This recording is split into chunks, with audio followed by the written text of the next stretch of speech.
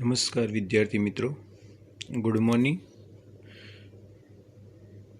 આજે આપણે ધોરણ 10 વિજ્ઞાન એન્ડ ટેકનોલોજીની અંદર એક નવા લેક્ચરની વાત કરવાની છે। આગળના લેક્ચરની અંદર આપણે જૈવિક વિશાલન વિશેની ચર્ચા કરી હતી। આજનો આપણો જે ટોપિક છે એ પર્યાવરણને કઈ રીતના નુકસાન થાય છે તેની વાત કરવાની છે। આપણે રોજિંદા જીવનની અંદર અનેક પ્રકારની પ્રવૃત્તિ કરીએ છીએ, પછી કોઈ વાહન વ્યવહાર કાર્યરત રાખવા, કોઈ ઉદ્યોગો કાર્યરત રાખવા, તેમજ કોઈ ગટરોના ગંદા પાણી હોય, નદી તળાવ એની અંદર ઠાલવવા, કોઈક રાસાયણિક કચરો હોય એ પણ આપણે પાણીની અંદર ઠાલવીએ છીએ। ત્યારબાદ શહેરી વિસ્તારમાંથી ઉત્પન્ન થતો અવિઘટનીય કચરો કે જેનું વિઘટન ન થતું હોય, પછી તે મેડિકલ ક્ષેત્ર એટલે કે હોસ્પિટલનો કોઈ કચરો હોય, અથવા કોઈ પણ ઘર વપરાશનો કચરો હોય, અથવા કોઈ પ્લાસ્ટિકની વસ્તુ હોય, આ દરેક પ્રકારની જે વસ્તુ છે એ પર્યાવરણને ઘણી રીતે નુકસાન કરે એની આજે આપણે વાત કરવાની છે કે આપણી જે પ્રવૃત્તિ કરીએ છીએ એ પ્રવૃત્તિને કારણે પર્યાવરણને કેવી રીતના અસર પહોંચે છે તેની વાત કરીએ। સૌપ્રથમ આપણે વાત કરીએ ઓઝોન સ્તર અને તે કેવી રીતના વિઘટન પામે। પહેલાં તો આપણે વાત કરીએ કે ઓઝોન કેવી રીતના બને। ઘણા ખરાને મનમાં પ્રશ્ન થતો હશે કે સર ઓઝોન એટલે શું? મિત્રો, આપણી પૃથ્વી છે એની પર મૃદાવરણ, વાતાવરણ અને જલાવરણ છે। મૃદાવરણ એટલે કે જમીનવાળો વિસ્તાર જે 25% છે, અને જલાવરણ એટલે કે પાણીવાળો વિસ્તાર જે 75% છે। આ 75%ની અંદર 97% પાણી તો ખારું છે। 75% જે પાણીવાળો વિસ્તાર છે પૃથ્વીની સપાટી પર, એમાં 97% પાણી કેવું છે? ખારું, અને 3% જ પાણી મીઠું છે જે પીવાલાયક છે, જે નદી, તળાવ, સરોવર, ઝરણા, ડેમ એની અંદર હશે। હવે વાત થઈ વાતાવરણ। વાતાવરણ છે એ વાતાવરણની અંદર જુદા જુદા સ્તર, ટોપોસ્ફિયર, થર્મોસ્ફિયર, મેસોસ્ફિયર, હાઇડ્રોસ્ફિયર, આવા બધા સ્તર છે। એની અંદર એક ઓઝોનનું સ્તર હોય। કેનું સ્તર હોય? ઓઝોનનું। મિત્રો, જેમ આપણે શિયાળાની અંદર ખૂબ જ ઠંડી પડતી હોય અને આ ઠંડી સામે આપણે રક્ષણ મેળવવું હોય એટલે આપણે ગરમ વસ્ત્ર પહેરીએ। પછી ઉનાળાની અંદર ખૂબ જ ગરમી પડતી હોય અને ગરમી સામે રક્ષણ મેળવવા માટે આપણે એવા સુતરાઉ વસ્ત્રનો ઉપયોગ કરીએ કે જે એકદમ પાતળા હોય, કાપડના બનેલા હોય, કે જેથી આપણને ગરમી ઓછી લાગે। એવી રીતના મિત્રો, આપણી આસપાસ જે કંઈ સૂર્યના કિરણો આવે છે, એટલે કે જે પ્રકાશ આવે છે ને પૃથ્વીની સપાટીને એક અંજવાળામાં ફેલાવી દે છે, આ પ્રકાશ છે એની અંદર અમુક હાનિકારક કિરણો હોય કે જે આપણને પણ નુકસાન કરે અને આપણી પર્યાવરણની જે સૃષ્ટિ છે એને પણ નુકસાન કરે।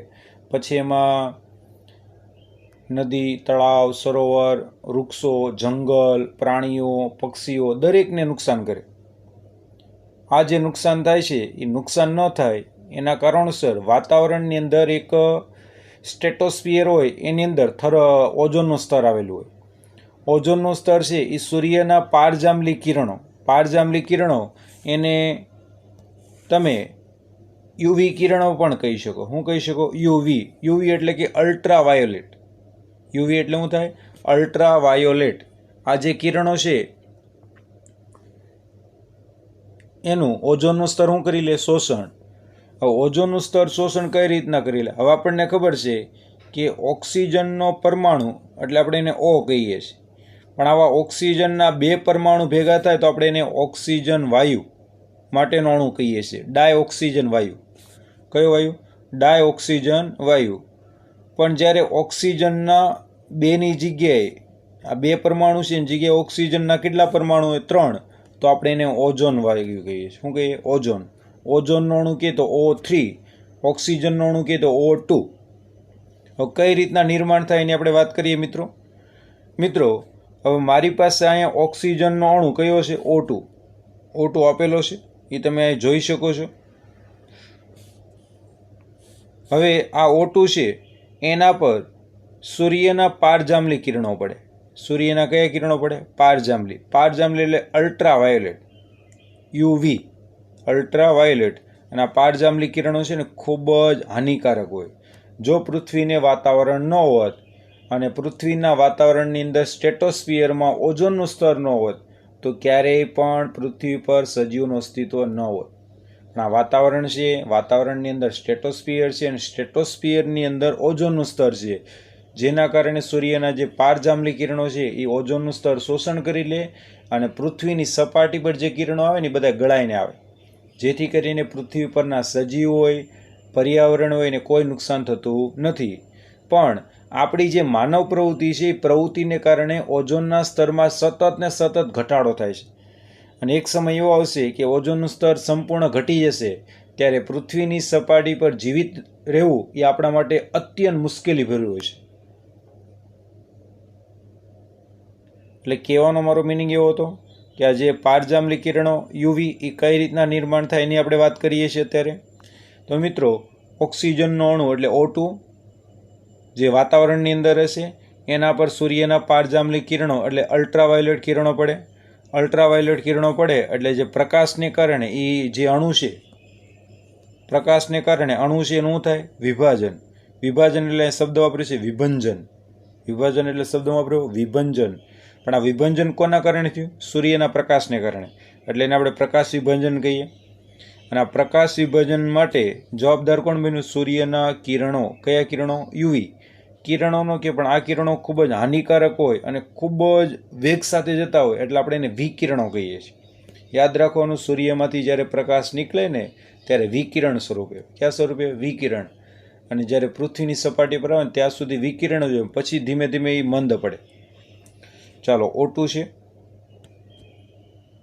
એનું વિભંજન થયું એટલે કે પ્રકાશને કારણે વિભંજન થયું એટલે O2ના કેટલા પરમાણુ બન્યા? 1 અને 2 ભાગ પડી ગયા. ઓક્સિજનનો જે અણુ હતો એના ભાગ પડી ગયા. ભાગ પડવું એટલે કે વિભંજન થયું. અને O અને O એ 2 પરમાણુ બન્યા. આમાંથી એક ઓક્સિજનનો પરમાણુ O અને ઓક્સિજનનો અણુ O2 એ બંને ભેગા થાય. એ બંને ભેગા થાય એટલે O અને O2 બે ભેગા થાય એટલે શું બની ગયું? O3. O3 એટલે કોનો અણુ? ઓઝોનનો અણુ. બસ આ જ રીતના ઓઝોનનો અણુ બનેલું હોય છે. સમજાણું? જોઈએ આગળ.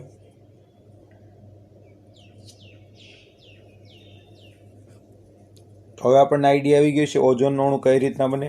અને મિત્રો,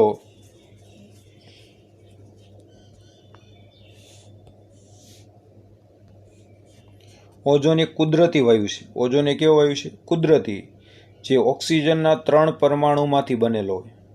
જેમ ઓક્સિજનનો અણુ કે, ઓક્સિજન વાયુનો અણુ કે તો O2 આવે અને ઓઝોન વાયુનો અણુ કે તો O3 આવે. ઓઝોન એક કુદરતી વાયુ છે જે આપણે નથી બનાવ્યો. ભગવાને જ્યારે આ સૃષ્ટિની સર્જના કરી, રચના કરી ત્યારે જ એનું નિર્માણ થયું હતું. તો ઓઝોન એક કુદરતી વાયુ છે જે ઓક્સિજનના 3 પરમાણુઓમાંથી બનેલો હોય છે. તેનું રાસાયણિક સૂત્ર કયું આવશે? કુદરતી વાયુ 3 પરમાણુઓમાંથી બનેલો હોય ને O3 એનું રાસાયણિક સૂત્ર છે. તે રંગે વાદળી હોય. ઓઝોન છે કેવો હોય? રંગે વાદળી રંગનો હોય છે અને તીવ્ર ગંધ ધરાવે. તીવ્ર એટલે ખૂબ જ વધારે. ઘણા ખરા મનમાં પ્રશ્ન થતો હોય, સર આ ગંધ પારખવા કોણ ગયું છે? એટલા બધા કિલોમીટર ઉપર કોણ ગયું છે? પણ વૈજ્ઞાનિકોએ જ્યારે બધી અમુક પ્રવૃત્તિ કરી હોય, અમુક સંશોધન કર્યા હોય, અમુક વૈજ્ઞાનિકો જ્યારે અવકાશની અંદર જતા હોય ત્યારે એના જે સંશોધન છે એના માધ્યમના આધારે અહીં કહેવામાં આવે કે ઓઝોન વાયુ છે એ વાદળી રંગનો હોય અને તીવ્ર ગંધ ધરાવે. સામાન્ય રીતે ઓક્સિજનનો અણુ એટલે O2 કે જે આપણા શ્વાસમાં લઈએ છીએ, એટલે કે શ્વસન ક્રિયામાં શ્વાસ માટે ઓક્સિજન વાયુ અનિવાર્ય છે. તો સામાન્ય ઓક્સિજન એટલે O2 જે આપણે શ્વાસમાં લઈએ છીએ તે સામાન્ય રીતે 2 ઓક્સિજનના પરમાણુ ધરાવે. એટલે આપણે એને શું કહીએ છીએ? O2. અને આ O2 છે એ રંગહીન છે, એટલે કે રંગ જ ન હોય. અને ગંધ રહિત. ગંધ રહિત એટલે કે એને ગંધ પણ નહીં હોય. એટલે રંગહીન અને ગંધ રહિત જોવા મળે છે. કોણ? ઓક્સિજનના 2 પરમાણુ ધરાવતો O2. વાતાવરણના ઉધ્વમંડળ એટલે કે પૃથ્વીની સપાટી છે, જમીનની ઉપરનો ભાગ એટલે આપણે એને શું કહીએ? ઉધ્વ એટલે ઉપર અને અધો એટલે નીચે. ઉધ્વ એટલે શું થાય? ઉપર, અધો એટલે નીચે. તો વાતાવરણના ઉધ્વ મંડળમાં સૂર્યના શક્તિશાળી પારજાંબલી વિકિરણો, ઉધ્વ મંડળમાં સૂર્યના કેવા શક્તિશાળી એટલે ખૂબ જ વેગ સાથે અને ખૂબ જ હાનિકારક એવા પારજાંબલી વિકિરણો એટલે આપણે એને અલ્ટ્રાવાયોલેટ વિકિરણો છે એની અસરથી ઓક્સિજનનો અણુ એટલે O2 છે એનું વિચ્છેદિત થાય. વિચ્છેદિત એટલે કે એના ભાગ પડે અને બે સ્વતંત્ર ઓક્સિજનના પરમાણુ બને.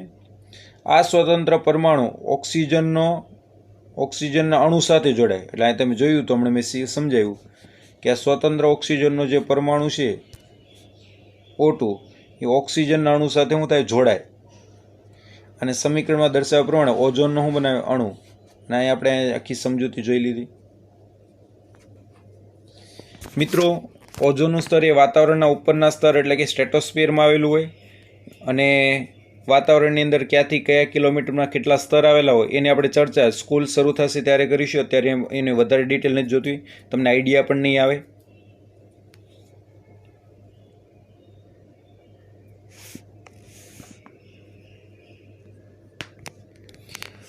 એક અગત્યની સૂચના કે ઓઝોનનું સ્તરની અગત્યતા એટલે ઓઝોનનું સ્તર કેમ આપણા માટે જરૂરી છે. મિત્રો, સૂર્યમાંથી આવતા પારજાંબલી કિરણો એટલે કે અલ્ટ્રાવાયોલેટ વિકિરણો સામે ઓઝોન સ્તર પૃથ્વીની ફરતે રક્ષણાત્મક આવરણ બનાવે છે. કારણ કે જે પૃથ્વીની સપાટી છે એની પર ઓઝોનનું સ્તર આવેલું છે. હવે ઓઝોનનું સ્તર ક્યાં જાડું હોય ને ક્યાં પાતળું હોય? ધ્રુવીય વિસ્તાર હોય ને, ધ્રુવીય એટલે કે હિમાચલ પ્રદેશ ઠંડા વિસ્તાર, સિમલા, મનાલી, કુલ્લુ આવા જે ઠંડા વિસ્તાર હોય ને ત્યાં ઓઝોનનું સ્તર ખૂબ જ જાડું હોય, જેથી કરીને સૂર્યના કિરણો ગળાઈને પૃથ્વીની સપાટી પર આવતા હશે અને ત્યાં ગરમીનું પ્રમાણ પણ ઓછું હોય અને ત્યાં હિમવર્ષા થતી હોય, બરફની વર્ષા થતી હોય. અને જ્યાં ગરમીનું પ્રમાણ વધારે હોય એટલે મધ્યમ પ્રકારનું તાપમાન હોય, ગરમી વધુ પણ હોય ઓછી પણ હોય, મધ્યમ પ્રકારનું તાપમાન હોય, ત્યાં ઓઝોનનું સ્તર પાતળું હોય છે. અને આપણે જે વિસ્તારમાં રહીએ છીએ એ વિસ્તારમાં ઓઝોનનું સ્તર કેવું છે? પાતળું. પાતળું તો હતું જ, પણ સાથે સાથે આપણી જે માનવ પ્રવૃત્તિ છે એના કારણે જે પ્રદૂષણ થયું એ પ્રદૂષણને કારણે અમુક વાયુઓ ઉત્પન્ન થતા હોય, CFC, HFC, NO, પછી CO2 આવા વાયુ છે એ ઓઝોનના સ્તરનું વિઘટન કરી નાખે એટલે કે ઘટાડી દે, જેના કારણે સૂર્યના પારજાંબલી કિરણોનું જે શોષણ થવું જોઈએ શોષણ ન થાય અને પૃથ્વીની સપાટી પર આવે. અને પૃથ્વીની સપાટી પર આવે અને ઘણી બધી હાનિકારક અસર ઉપજાવે. પછી કોઈ વૃક્ષો એના પાંદડા ખરી પડે, ચામડીના રોગમાં વધારો થાય. પછી કોઈ ઇમારત હોય, બિલ્ડિંગ હોય, એની જે ક્ષમતા હોય એટલે કે એનું જે આયુષ્ય હોય એમાં પણ ઘટાડો થાય. એટલે કે બિલ્ડિંગ છે એને પણ અસર કરે એટલે કે ઇમારતને પણ નુકસાન પહોંચાડે. પછી કોઈ જળચર જીવો હોય એ પાણીમાં લાંબા સમય સુધી જીવી ન શકે, કારણ કે પાણી છે એ ગરમ થતું હોય અને ગરમીને કારણે આવા જીવો ન જીવી શકે. પછી જંગલનો છે એ નાશ થાય અને અમુક વનસ્પતિ હોય એનો પણ નાશ થાય. ઘણી બધી ઇફેક્ટ થઈ શકે જો ઓઝોનના સ્તરમાં ઘટાડો થાય તો. અને હાલના સમયમાં ઓઝોનના સ્તરમાં સતત ને સતત ઘટાડો છે. જો તમે તમારી માનવ પ્રવૃત્તિ બંધ નહીં કરો, એમાં પ્રમાણ ઘટાડશો નહીં, તો એક સમય એવો આવશે કે આપણે આ પૃથ્વી જે ગ્રહ છે એને છોડીને બીજા કોઈ ગ્રહ પર જવું પડશે. આવું હું નથી કહેતો, પણ એક જે વૈજ્ઞાનિક મૃત્યુ પામ્યો એને પોતાની પુસ્તકની અંદર આ લખેલું છે. સ્ટીફન હોકિન્સ એને આ પોતાના પુસ્તકમાં લખેલું છે. તો કહેવાનો મિનિંગ એવો હતો તો ઓઝોનનું સ્તર છે પૃથ્વીની ફરતે એક રક્ષણાત્મક આવરણ છે. જેમ તમે ચોમાસાની અંદર જતા હો અને વરસાદમાં પલ્લો નહીં એટલે તમે કેમ રેનકોટ પહેરો છો અથવા માથે છત્રી રાખો છો, આ છત્રીને કારણે તમારા જેટલા વિસ્તારમાં પર છત્રી ઢકાયેલી છે એટલા વિસ્તારમાં વરસાદના પાણીથી આપણે બચી શકીએ. એમ પૃથ્વીની સપાટી પર જેટલા વિસ્તારમાં ઓઝોનનું સ્તર છે એ ઓઝોનના સ્તરને કારણે પૃથ્વીની સપાટી પર આપણે સૂર્યના પારજાંબલી કિરણોથી બચી શકીએ, જે શોષણ કરી લે પૃથ્વી પર જે આવે એ ગળાઈ ના આવે એટલે આપણને કોઈ નુકસાન કરે નહીં. આમ ઓઝોનના સ્તર એ સજીવો માટે હાનિકારક ટૂંકી તરંગ લંબાઈ ધરાવતા, જો યાદ રાખજો, પારજાંબલી કિરણો એટલે અલ્ટ્રાવાયોલેટ કિરણો એની તરંગ લંબાઈ કેવી હોય? ટૂંકી તરંગ લંબાઈ ધરાવતા પારજાંબલી વિકિરણોનું શોષણ કરે અને પૃથ્વી પરના સજીવોનું થાય રક્ષણ. અને જ્યારે પારજાંબલી અને પારરક્ત બંને અલગ અલગ છે. પારજાંબલી એટલે અલ્ટ્રાવાયોલેટ ટૂંકી તરંગ લંબાઈ ધરાવે, અને પારરક્ત એને કહેવાય ઇન્ફ્રારેડ જે લાંબી તરંગ લંબાઈ ધરાવે. ટૂંકી તરંગ લંબાઈ ધરાવતા વિકિરણો હાનિકારક હોય જે પારજાંબલી અલ્ટ્રાવાયોલેટ, અને મોટી એટલે કે જે મોટી તરંગ લંબાઈ ધરાવતા હોય હાનિકારક ન હોય, જે આપણા માટે ફાયદાકારક. હવે આપણને સમજાવવાનું આપણી આસપાસ જે કિરણો છે કેવા છે? પારરક્ત, જેની આપણે આરપાર જોઈ શકીએ. મિત્રો, હવે આપણે એક પ્રવૃત્તિની ચર્ચા કરીએ. પ્રવૃત્તિ 15.4 જો, જે પાના નંબર 261 ઉપર આપેલી છે. પાના નંબર કેટલા? 261. 261 નંબરના પેજ ઉપર તમને એક પ્રવૃત્તિ આપી છે કે ઓઝોનના સ્તર માટે હાનિકારક રસાયણોની જાણકારી મેળવો. કે જે ઓઝોનનું સ્તર છે પૃથ્વીની સપાટીમાં, જે સ્ટ્રેટોસ્ફિયરમાં આવેલું છે, જેનો રસાયણ એનો હાનિકારક રસાયણો છે એમાં કયા કયા અસર કરે કે જેના સ્તરમાં ઘટાડો થાય. તો મિત્રો, આ પ્રવૃત્તિ તમને એક તો પુસ્તકાલય દ્વારા પણ સમજૂતી મળી શકે, ઇન્ટરનેટના માધ્યમ દ્વારા પણ સમજૂતી મળી શકે, અને સમાચાર પત્રો દ્વારા પણ સમજૂતી મળે. પુસ્તકાલયની અંદર પણ અમુક પુસ્તકની અંદર એના વિશેની માહિતી લખેલી હોય. ઇન્ટરનેટ ઉપર તમે સર્ચ કરો તો એના દ્વારા પણ તમને માહિતી મળે, અથવા અમુક સમાચાર પત્રની અંદર પણ આવી માહિતી છપાતી હોય. મિત્રો, હવે આપણે વાત કરવાની છે ઓઝોનના સ્તરના વિઘટન માટે કયા રસાયણો જવાબદાર હોય. ઓઝોનના સ્તરનું જે વિઘટન થાય છે, એટલે કે જે સ્તરમાં ઘટાડો થાય, વિઘટન એટલે કે ઘટવું, જે સ્તરની જાડાઈ છે પ્રમાણમાં ઘટતી જવી. તો જેમ આપણે વાત કરીએ કે આપણે વાહન લીધું, 2 વ્હીલ કે 4 વ્હીલ લીધી, તો 4 વ્હીલ કે 2 વ્હીલની અંદર જે ટાયર હોય, ટાયર હું એવા ને એવા રહેવાના છે? નહીં રહે, ઘસાશે અને એનું સ્તર ઘટશે, અને એક સમયે આપણે નવા ટાયર નખાવવા પડે. એમ બાળકો, જેમ એનો આપણે ઉપયોગ કરીએ છીએ અને ટાયર ઘસાય છે, એમ જો આપણે માનવ પ્રવૃત્તિ કરીએ, જે ઉદ્યોગો, કારખાના, મિલો, વાહન વ્યવહાર, એના કારણે જે ધુમાડો નીકળે એ ઓઝોનના સ્તરને સતત ઘટાડો કરે છે. જો આપણે આ બધી પ્રવૃત્તિ બંધ નહીં કરીએ તો ઓઝોનનું સ્તર ઘટી જશે, અને આપણને પૃથ્વી પર જીવિત રહેવું અત્યંત મુશ્કેલીભર્યું ઊભું થશે. અને અત્યારે તમે જોઈ શકો છો કે અત્યારે જે ઋતુઓ છે એમાં પણ પરિવર્તન આવે છે. જે વરસાદ ચોમાસાની અંદર પડવો જોઈએ એ કદાચ અન્ય ઋતુમાં પણ પડે, ઉનાળામાં પડે, શિયાળામાં પડે, અને જે ક્ષમતા પ્રમાણે પડવો જોઈએ, જેટલી માત્રામાં જરૂરિયાત છે એના કરતાં પણ વધારે પડે, ક્યાંક ઓછો પણ પડે. હાલમાં તમે જોઈ શકો છો. તો ઓઝોનના સ્તરમાં વિઘટન માટે કયા રસાયણો જવાબદાર હોય? તો મિત્રો, ઓઝોનના સ્તરના વિઘટન માટે એક તો CFC, ક્લોરોફ્લુરોકાર્બન્સ, એનું પૂરું નામ શું થાય? ક્લોરોફ્લુરોકાર્બન્સ. CFC, C એટલે ક્લોરો, F એટલે ફ્લોરો, અને C એટલે કાર્બન, ક્લોરોફ્લુરોકાર્બન. પછી બીજું આપ્યું છે HFC, જેનું પૂરું નામ થાય હાઇડ્રોફ્લુરોકાર્બન, હાઇડ્રોફ્લુરોકાર્બન, જેનું પૂરું નામ. પછી આપ્યું છે NO, NO એટલે એને કહેવાય નાઇટ્રોજન ઓક્સાઇડ, નાઇટ્રોજન ઓક્સાઇડ. અને મેં અગાઉ સમજાવ્યું હતું કે પાછળની સાઈડ જે પરમાણુ હોય એ કદાચ મેં તમને લખાવ્યું હતું, મોનો, ડાયો, ટ્રાય, ટ્રેટ્રા, પેન્ટા, એવું બધું શબ્દ કીધા હતા. જ્યારે એક હોય ને ત્યારે ઓક્સાઇડની આગળ મોનો શબ્દ લાગે. શું લાગે? મોનો. તો N એટલે નાઇટ્રોજન, O એટલે ઓક્સાઇડ, ઓક્સાઇડને આગળ મોનો લગાડો એટલે નાઇટ્રોજન મોનોક્સાઇડ, તે તમે કહો તોય પણ ચાલશે. આ જે ઓઝોનના સ્તર માટે વિઘટન પામતા રસાયણો છે. મિત્રો, આ થઈ CFC, HFC અને NOની વાત. ક્લોરોફ્લુરોકાર્બન, હાઇડ્રોફ્લુરોકાર્બન ને નાઇટ્રોજન ઓક્સાઇડ. તમે એવું કોઈ શોધો કે ઓઝોનના વિઘટન માટે જવાબદાર રસાયણનું ઉત્પાદન કેવી રીતના થાય. અત્યારે ઓઝોનનું સ્તર જે ઘટી રહ્યું છે અને ઓઝોનના સ્તરમાં જે વિઘટન થાય છે એની માટે જવાબદાર રસાયણ કયો છે, અને આ જવાબદાર રસાયણનું ઉત્પાદન કેવી રીતના થાય, કઈ પ્રવૃત્તિ દ્વારા? કારખાના દ્વારા, મિલો દ્વારા, વાહન વ્યવહાર દ્વારા, માનવ વસ્તી દ્વારા, અથવા કોઈ અન્ય પ્રવૃત્તિ દ્વારા. અને ઉત્સર્જન નિયત સંબંધી કાયદો ઓઝોનના વિઘટનને ઓછું કરવામાં કેટલો સફળ રહ્યો? હવે ઓઝોનના સ્તરમાં જ વિઘટન થાય છે અને આ ઓઝોનનું સ્તર ઘટે નહીં અને એનું પ્રમાણ જળવાઈ રહે, તો એની માટે જે અમુક વાયુઓ ઉત્પન્ન કરતા હોય એવા ઉદ્યોગો હોય એને બંધ કરવા.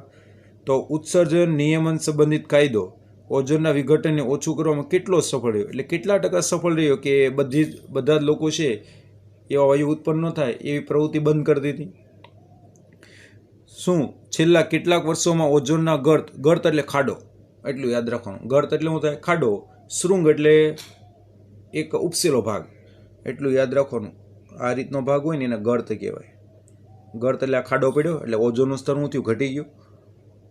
અને શૃંગ એટલે કે ઉપસેલો ભાગ. જ્યારે માનવ પ્રવૃત્તિ નથી થતી ને ત્યારે ઓઝોનનું સ્તર કેવું હતું? આવી રીતના ઉપસેલું હતું, જાડું હતું, જાડું. ત્યારે અને અત્યારના સમયમાં ઓઝોનના સ્તરમાં શું થાય છે? ખાડો પડે છે, એટલે કે ગર્ત, વિઘટન થાય છે. અને એક સમય એવો આવશે કે પૃથ્વી પર આપણે જીવિત રહેવું અત્યંત મુશ્કેલીભર્યું થઈ જશે. તો શું કેટલાક વર્ષોમાં ઓઝોનના ગર્તના આકાર એટલે કે કદમાં કોઈ પરિવર્તન આવ્યું? આ પરિવર્તન દિવસે ને દિવસે આવતું જાય છે. તો મિત્રો 1987માં સંયુક્ત રાષ્ટ્રીય પર્યાવરણ કાર્યક્રમ, સંયુક્ત એટલે કે આખા વિશ્વને આવડતો, સંયુક્ત એટલે કે એક વિશ્વને સાંકળતું, સંયુક્ત રાષ્ટ્ર એટલે દેશ, પર્યાવરણ એટલે આપણે એને એન્વાયરમેન્ટ કહીએ છીએ, અને કાર્યક્રમ એટલે આપણે એને પ્રોગ્રામ કહીએ છીએ. સંયુક્ત માટે ઇંગ્લિશ શબ્દ વાપરી શકાય યુનાઇટેડ, અને રાષ્ટ્ર માટે શબ્દ વાપરી શકાય નેશનલ, અને એન્વાયરમેન્ટ એટલે કે પર્યાવરણ અને કાર્યક્રમ માટે શબ્દ વાપરી શકાય પ્રોગ્રામ. હવે હું એનું ઇંગ્લિશ નામ બોલું છું મિત્રો. યુ એટલે યુનાઇટેડ, એન એટલે નેશનલ, ઈ એટલે એન્વાયરમેન્ટ અથવા એન્વાયરમેન્ટલ, અને પી એટલે પ્રોગ્રામ. પી એટલે શું થાય? પ્રોગ્રામ. તો આ એનું ઇંગ્લિશ નામ થયું. અને ગુજરાતી નામ કહે તો સંયુક્ત રાષ્ટ્રીય પર્યાવરણ કાર્યક્રમ.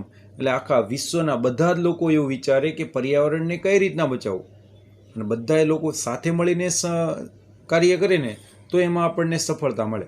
જેમ અત્યારે જોયું છે કે કોરોના વાયરસનો ચેપ ન લાગે એના હિસાબે આખા વિશ્વની અંદર ઘણા દેશોની અંદર લોકડાઉન કરવામાં આવ્યું કે જેથી કરીને કદાચ જો એ રોગ દૂર થઈ જાય તો થઈ જાય, પણ હજી પણ એમાં આપણને સફળતા મળી નથી.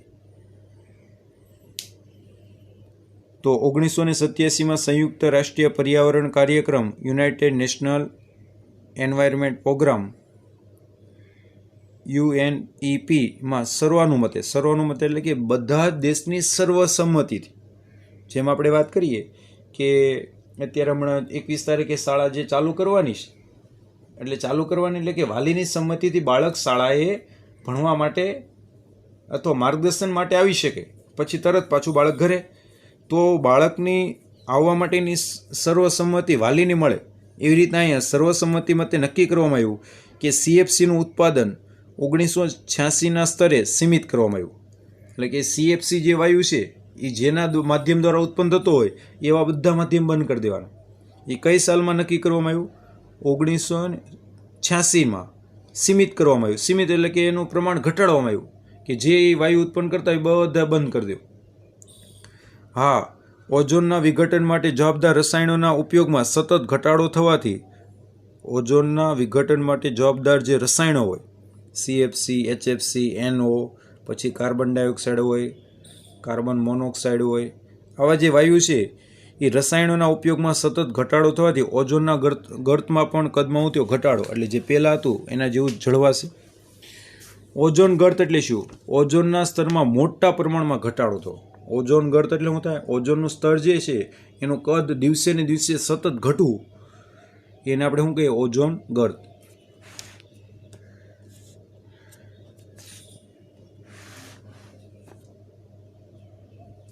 મિત્રો, આપણા દ્વારા નિર્માણ પામતા કચરાનું વિઘટન વિશેની સમજૂતી એટલે કે વ્યવસ્થાપનની વાત કરવાની છે. ઘરમાં સર્જાતા જૈવ વિઘટનીય અને જૈવ અવિઘટનીય કચરાની જાણકારી મળો. આપણે જે ઘરની અંદર શાકભાજી લાવીએ, ફળ લાવીએ, અથવા કોઈ પણ ખાદ્ય વસ્તુ લાવીએ, અથવા જીવન જરૂરિયાતની કોઈ અન્ય વસ્તુ હોય, પ્લાસ્ટિકની વસ્તુ હોય, રબરની વસ્તુ હોય, કાચની વસ્તુ હોય, ધાતુની વસ્તુ હોય, અથવા કદાચ કોઈ વ્યક્તિ માંસાહારી હોય તો માંસ ખાતા હોય તો એ માંસ ખાતી વખતે જ્યારે અમુક પ્રાણીઓના હાડકાં પણ હોઈ શકે. તો આ જે વગેરે છે એને આપણે એક પ્રકારનો કચરો કહીએ. શું કહીએ? કચરો. આ કચરામાં અમુક કચરો એવો હોય કે જેનું કુદરતી રીતે સજીવો દ્વારા વિઘટન થાય, એટલે કે ફૂગ અને બેક્ટેરિયા દ્વારા, અને અમુક એવો કચરો હોય કે જેનું સજીવો દ્વારા વિઘટન થતું ન હોય, તો જેને આપણે અજૈવ કચરો કહીએ છીએ. તો ઘરમાં સર્જાતા જૈવ વિઘટનીય અને જૈવ અવિઘટનીય કચરાની જાણકારી મેળવો કે આપણા ઘરની અંદર કયો કચરો વધારે ઉત્પન્ન થાય, જૈવ વિઘટનીય અને જૈવ અવિઘટનીય. જે કચરાનું વિઘટન ન થાય અને લાંબા સમય સુધી પોતાનું અસ્તિત્વ જાળવી રાખે એને જૈવ અવિઘટનીય કચરો કહેવાય. અને જે કચરાનું ટૂંકા સમયગાળામાં વિઘટન થઈ જતું હોય, 15 દિવસ, મહિનો, અઠવાડિયું, તો એને જ કહેવાય જૈવ વિઘટનીય કચરો. શાકભાજીનો, ફળોનો, પછી પ્રાણીઓનું શરીર, વનસ્પતિ કચરો, આ બધું છે, એઠવાડ, એ બધું જૈવ વિઘટનીય કચરો. જ્યારે પ્લાસ્ટિક, રબર, કાચ, સિમેન્ટ, પથ્થર, ધાતુ, એ બધા જૈવ અવિઘટનીય, જેનું વિઘટન થતાં લાખો કરોડો વર્ષ લાગે. લાખો કરોડો વર્ષ પણ લાગી શકે, 200 વર્ષ, 500 વર્ષ, 700 વર્ષ. સૌથી વધુ વિઘટન થતાં સમય લાગતો હોય ને તો કોનો ખબર? પ્લાસ્ટિકનો. 500 થી 600 વર્ષ. હવે એટલા વર્ષો સુધી જે અવસ્થામાં તેની તે જ અવસ્થામાં રહે, એનું વિઘટન થાય જ નહીં. તો મિત્રો, પ્લાસ્ટિકનો ઉપયોગ કરવો જોઈએ કે ન કરવો જોઈએ? ન કરવો જોઈએ. એના ઉપયોગ ઉપર આપણે પ્રતિબંધ મૂકવો જોઈએ. તો તમારા ઘરમાં સર્જાતો કચરો એકત્રિત કરો. આપણા ઘરની અંદર જે કચરો સર્જાતો હોય એને આપણે શું કરવાનું? એકત્રિત, ભેગો કરવાનો. જેમાં રસોડાનો કચરાની વાત કરીએ, રસોડામાં કયો કયો કચરો હોય, એક્ઝામ્પલ આપણે લઈએ છીએ, તમે તમારી રીતે લખી શકો. વાસી કચરો હોઈ શકે, એમાં કદાચ વાસી બ્રેડ હોય, રાત્રે આપણે કોઈ ખોરાક બનાવ્યો હોય, એ વધ્યો હોય તો એ વાસી કોઈ શાક પણ હોઈ શકે, અથવા કદાચ રોટલી કે ભાખરી વધી હોય તો એ વાસી ભાખરી કે વાસી રોટલી પણ હોય છે, એટલે વાસી ખોરાક. પછી શાકભાજીના છોતરા. શાકભાજી જ્યારે આપણે લાવીએ માર્કેટમાંથી, હું સીધી જ આપણે બનાવી નાખીએ છીએ, એને ધોઈએ છીએ, પછી એને આપણે સમારીએ છીએ, ત્યારે એમાંથી જે કચરો વધે એને આપણે શાકભાજીનો છોતરા કહીએ છીએ. પછી ઉપયોગમાં લીધેલી ચાના પાન. આપણે ચા લાવ્યા, એ ચાની જે ભૂકી હોય, આપણે ચાની ભૂકી પણ ગળી જવાના નથી, ગળવાના, એને આપણે ગાળી નાખીએ છીએ. તો એ ચાની ભૂકી હોય, અથવા ચાના પાન હોઈ શકે. કદાચ અમુક ગ્રીન ટીનો ઉપયોગ કરતા હોય, ગ્રીન ટી, તો એના ચાના જે પાન હોય એ પણ હોઈ શકે. તો ઉપયોગમાં લીધેલા ચાના પાન અથવા ચાની ભૂકી હોય. પછી કદાચ આપણે કોઈ ફળ લાવ્યા, એમાંથી અમુક ફળ છે એ સડી ગયેલા છે, એટલે કે બગડેલા છે, અથવા ખરાબ થઈ ગયા છે, તો આવા બગડી ગયેલા ફળો હોય, જે આપણા રસોડાનો કચરો કહેવાય. પછી નકામા કોઈ કાગળ હોય, નકામા કાગળ એટલે આપણે એનો ઉપયોગ કરી નાખ્યો, જેમ કે આપણે વર્ષ દરમિયાન કોઈ ચોપડાની અંદર લખીએ છીએ, ચોપડા પૂરા થઈ ગયા, એટલે હવે આપણા માટે ચોપડા કેવા બની ગયા? બિનઉપયોગી, ઉપયોગમાં આવતા નથી. તો આવા ચોપડાના નકામા કાગળ હોય. પછી કદાચ આપણે જે કપડાનો ઉપયોગ કરીએ છીએ એનો 2-3 વર્ષ સુધી ઉપયોગ કર્યા, હવે કપડાં ફાટી ગયા છે, તો આવા ફાટેલા કપડાં હોય. પછી કદાચ કોઈ કપડાના ટુકડા હોઈ શકે, ખાલી ખોખા, ફ્રીજ લાવ્યા, એસી લાવ્યા કે કુલર લાવ્યા, જે કંઈ લાવ્યા એ પેકિંગ કરેલું હોય ફૂઠાની અંદર, તો આવું ફૂઠાના ખોખા હોઈ શકે, અથવા કોઈ ફૂઠા હોઈ શકે. પછી આપણે કદાચ માર્કેટમાંથી, ડેરીમાંથી કદાચ દૂધ મંગાવતા હોય. હવે કદાચ આપણે ગામડે રહેતા હોય તો વાંધો જ નથી, પણ શહેરી વિસ્તારમાં તમે રહેતા હો તો તમે દૂધ કદાચ ડેરીમાંથી મંગાવો, તો આ ડેરીમાંથી જે દૂધ આવે એ દૂધની કોથળીઓ હોય. ઉપરાંત દવાની સ્ટ્રીપ્સ. દવાની સ્ટ્રીપ્સ એટલે કે પતરા. આપણે જે દવા લાવીએ છીએ, ટેબ્લેટ હોય, ટેબ્લેટની અંદર ટેબ્લેટ છે ને એ અમુક ઓલા પેકિંગની અંદર કરેલી હોય, પેકિંગ કરેલું જે કાગળ છે એને સ્ટ્રીપ્સ કહેવાય. શું કહેવાય? સ્ટ્રીપ્સ, એટલે કે દવાની સ્ટ્રીપ્સ એટલે પતરા. પછી દવાની ખાલી શીશી હોય, પછી તે કાચની પણ હોઈ શકે ને પ્લાસ્ટિકની હોય. શીશી એટલે બોટલ, શીશી એટલે શું થાય? બોટલ. તો દવાની ખાલી શીશી હોય. પછી કદાચ એ દવાની શીશીના ઢાંકણ હોય. પછી પ્લાસ્ટિકના તૂટેલા જૂતા. કદાચ તમે જોયું હશે, કોઈ વ્યક્તિ ગરમ હોય તે વિસ્તારમાં કામ કરતા હોય તો પ્લાસ્ટિકના જૂતા પહેરવા પડે. તમે જોયું હશે, રોડ બનાવનાર વ્યક્તિ હોય ને એ કદાચ રબરના કે પ્લાસ્ટિકના બૂટ પહેરે, જેથી કરીને જ્યારે રોડ બનાવતા ત્યારે ગરમ ડામર હોય એને પગને કોઈ નુકસાન ન કરે.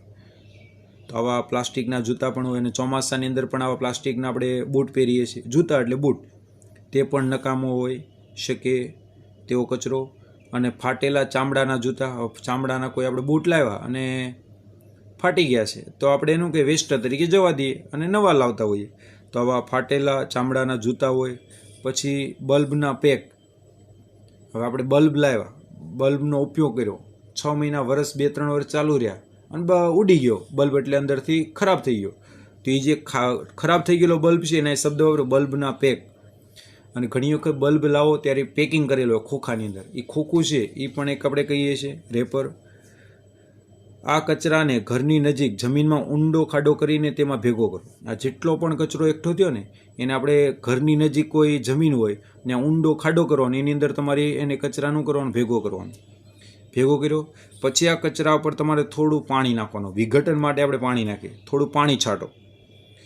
હવે આ કચરાને ભીની માટી વડે દાટી દો. કચરા ઉપર થોડું પાણી નાખ્યું, પછી આ કચરો છે એના ઉપર ભીની માટી નાખવાની, ભેજવાળી ભીની માટી વડે એને કચરાને શું કરી દો, દાટી દો.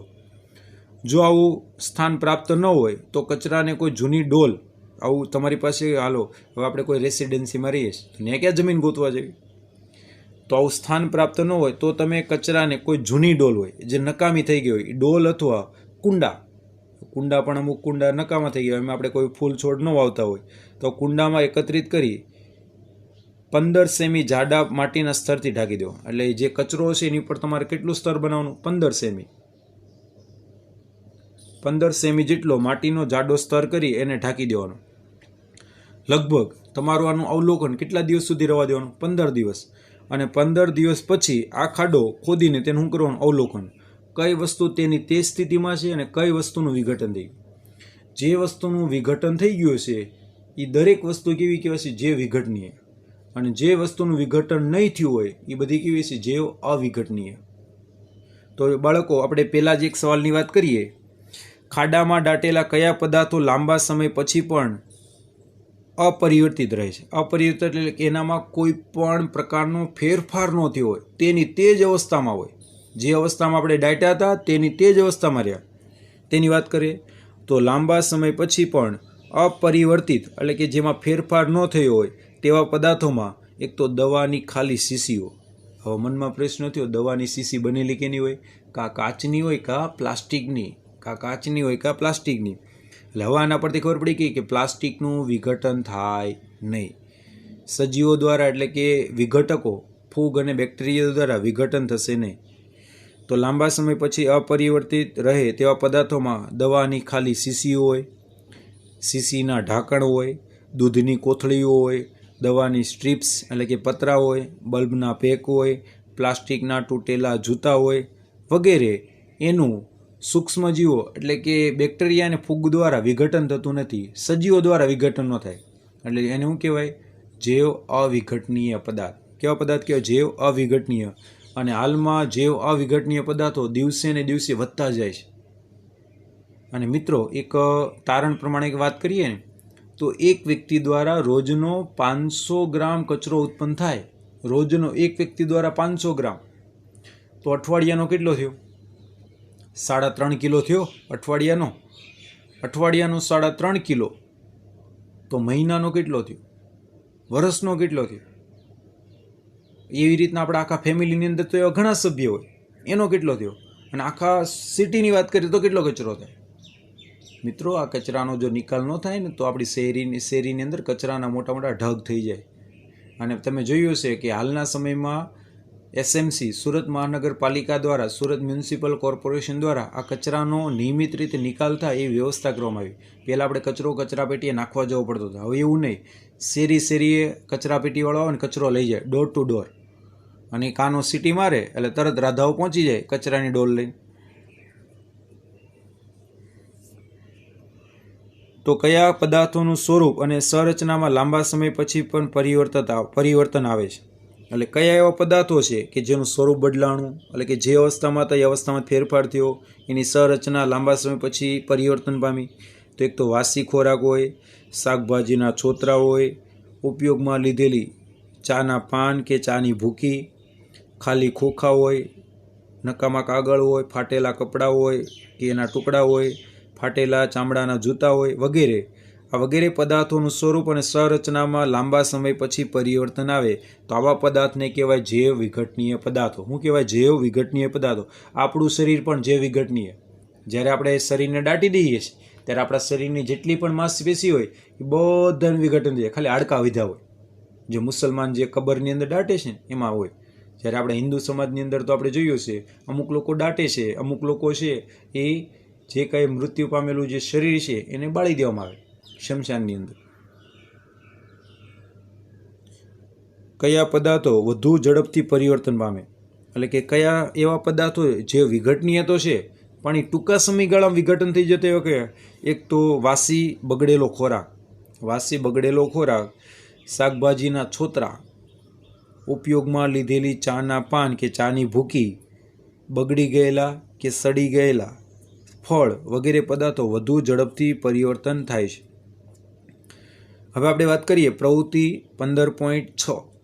પ્રવૃત્તિ 15.6 છેલ્લી પ્રવૃત્તિની વાત કરવાની છે. જૈવ વિઘટનીય અને જૈવ અવિઘટનીય પદાર્થોની વધારે જાણકારી મેળવો. જે પુસ્તકાલય અથવા ઇન્ટરનેટના માધ્યમ દ્વારા મળશે. પુસ્તકાલયની અંદર તમે જાઓ તો તમને આ બધી વસ્તુ મળવાની છે.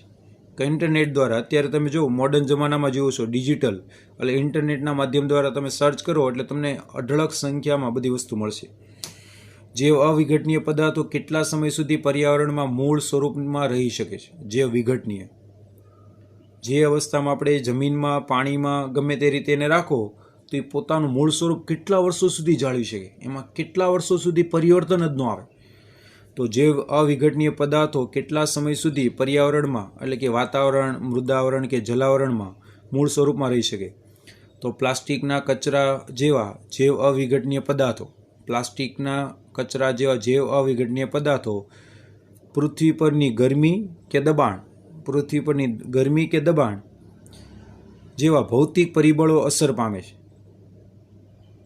પ્લાસ્ટિકના કચરા જેવા જૈવ અવિઘટનીય પદાર્થો ગરમી કે દબાણ જેવા ભૌતિક પરિબળોથી અસર પામે. તમે એને ગરમી આપો અથવા દબાણ આપો તો જ એમાં ફેરફાર થાય. તમે જોયું પ્લાસ્ટિકની કોઈ વસ્તુ હોય ખરાબ થઈ ગયેલી એને આપણે કચરામાં જવા દઈએ, પછી ભંગારવાળો લઈ જાય, ભંગારવાળો છે એ જે પ્લાસ્ટિકની વસ્તુ બનાવતા એને વેચે, એ જ પ્લાસ્ટિકની વસ્તુને ઓગાળીને પછી નવી પ્લાસ્ટિકની વસ્તુ બનાવવામાં, રિસાયકલિંગ કરવામાં. તો આમ કહી શકાય પ્લાસ્ટિકનો કચરો છે એમાં ગરમી અને દબાણને કારણે, ગરમી અને દબાણ એટલે કે ટેમ્પરેચર અને પ્રેશર જેવા ભૌતિક પરિબળોથી અસર પામે. પરંતુ સામાન્ય પરિસ્થિતિ હાલમાં જે આપણે પ્લાસ્ટિકની કોઈ વસ્તુ છે, હાલો ડોલ છે એ મેં કદાચ મુક્ત મૂકી દીધી, એના પર દબાણની કે તાપમાનની કોઈ અસર નથી થતી, તો હું તેની તે અવસ્થામાં રહી છે? હા, રહેવાની છે, કોઈ ફેરફાર નહીં થાય, કારણ કે સામાન્ય પરિસ્થિતિ છે. આવા પદાર્થોમાં લાંબા સમય સુધી પર્યાવરણમાં મૂળ સ્વરૂપમાં જળવાઈ રહે છે. શોધી કાઢો કે જૈવ વિઘટનીય પ્લાસ્ટિકની પર્યાવરણ પર નુકસાનકારક અસર થાય છે કે નહીં. જૈવ વિઘટનીય પ્લાસ્ટિક શોધી કાઢો કે એવું કયું પ્લાસ્ટિક છે કે જે જૈવ વિઘટનીય છે, એટલે કે સજીવો દ્વારા વિઘટન થાય એવા પ્લાસ્ટિક છે એ પર્યાવરણ પર નુકસાનકારક અસર થાય કે ન થાય. તો વાત કરીએ કે એવું પ્લાસ્ટિક જે બનાવ્યું માનવીએ કે જેનો ઉપયોગ કરો અને ઉપયોગ કરીને તમે એને વેસ્ટમાં નાખી દો તો એ પણ એ ટૂંકા સમયગાળામાં સજીવો દ્વારા વિઘટન પામે. એને આપણે કહીએ છીએ જૈવ વિઘટનીય પ્લાસ્ટિક, જે પર્યાવરણમાં નુકસાનકારક અસર પહોંચાડતા નથી. તો આવા પ્લાસ્ટિકની આપણે વાત કરીએ પોલિમર ફેબ્રિક્સ.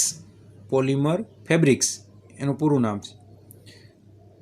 પછી દાંતનું પૂરણ જેવા વિઘટનીય પ્લાસ્ટિક, દાંતનું પૂરણ જેને આપણે ઇંગ્લિશમાં કહીએ છીએ ડેન્ટલ ઇમ્પ્લાન્ટ્સ. ઇમ્પ્લાન્ટ્સ એટલે કે જે ઘણા લોકોને દાંત હોય એમાં કદાચ દાઢ કઢાઈ નાખી, હવે કદાચ એને જમવામાં તકલીફ પડતી હોય ચાવવામાં, ત્યારે અંદર કદાચ તમે જોયું છે એટલે કંઈક સિમેન્ટ પુરાવે. એ સિમેન્ટ પુરાવે એટલે બીજું કાંઈ નથી, એક પ્રકારનું શું કહેવાય ડેન્ટલ ઇમ્પ્લાન્ટ્સ, એટલે કે એક પ્રકારનું પ્લાસ્ટિક છે કે જે વિઘટન થઈ શકે એવું. પછી પોલિમર ફેબ્રિક્સ એ પણ અત્યારે હાલના સમયમાં એનો ઉપયોગ થાય છે. આમ જૈવ વિઘટનીય પ્લાસ્ટિક એ પર્યાવરણ પર નુકસાનકારક અસર પહોંચાડતા નથી. અને મિત્રો અહીંયા તમારો આ લેક્ચર પૂરો થાય છે. ન સમજાણું હોય તો તમે મને વોટ્સઅપના માધ્યમ દ્વારા અથવા ફોન કરીને પૂછી શકો છો. ઘરમાં રહેજો, સુરક્ષિત રહેજો અને માતા પિતાની આજ્ઞાનું ચુસ્તપણે પાલન કરજો. અને મિત્રો તમારે નવનીતમાંથી 13 નંબરનો સવાલ, કેટલા નંબરનો 13 નંબરનો સવાલ અને પ્રવૃત્તિ 15.4, 15.5 અને 15.6 એના સવાલ ફક્ત લખવાના. શું લખવાના? ફક્ત ને ફક્ત સવાલ લખવાના થશે હોમવર્કની અંદર. જય સ્વામિનારાયણ.